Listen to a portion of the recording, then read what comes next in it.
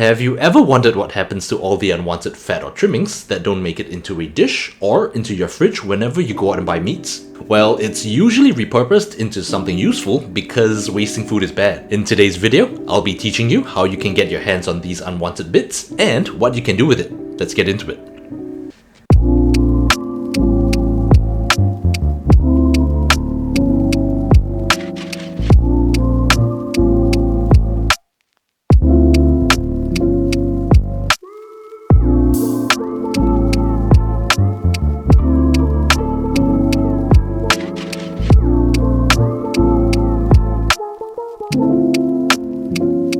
So what usually happens to much of the unwanted trimmings is that the fat is taken and rendered out.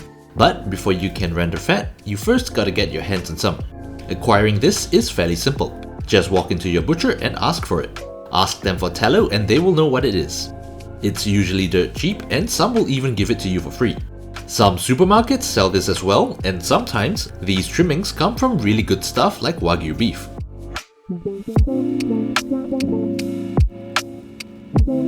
So doing this is very simple.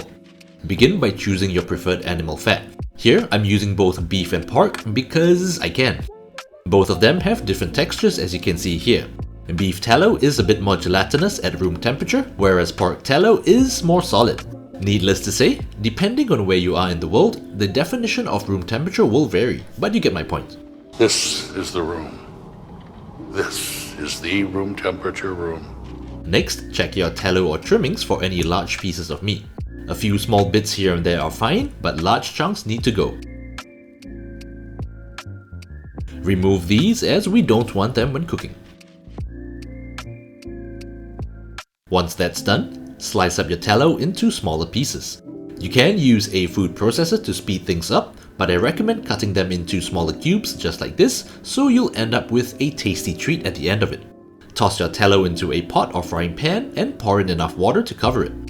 If you've already seen the bacon bits video, then this should be pretty familiar to you. We'll be frying them off instead of roasting them, so a non-stick pan works fine as well. Place it over high heat and bring everything to a boil. Reduce it to a semi-aggressive simmer and let it cook out.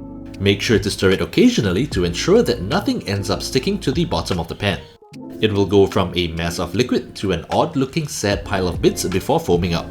After this, it will start splattering a bit as the final bits of moisture leave the lardons and ascend into the atmosphere. Once the splattering stops, you'll be left with a nice pool of oil and some crispy, delicious lardons.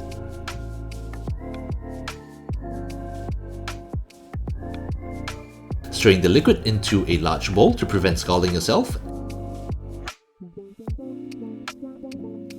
and place the solids on some paper towels to drain the excess fat.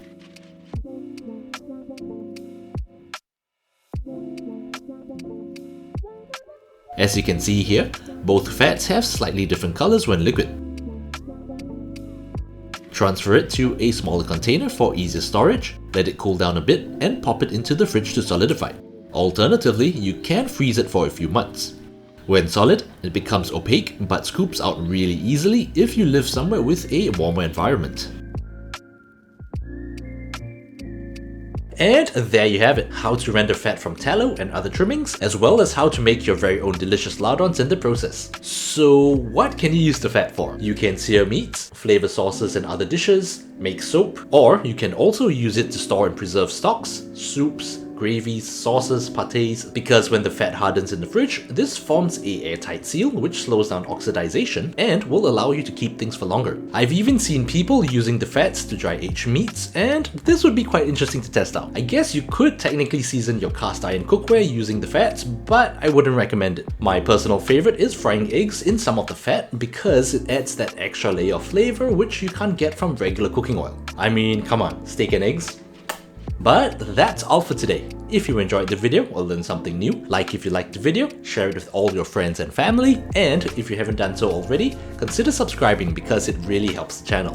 Also, let me know in the comments down below if you prefer the taste of beef or pork, and if you've tried steak and eggs before, because if you haven't, go cook yourself a steak, cook the eggs in the fat, and then thank me later. But for now, I'll say thank you so much for watching, and I'll see all you beautiful people in the next video.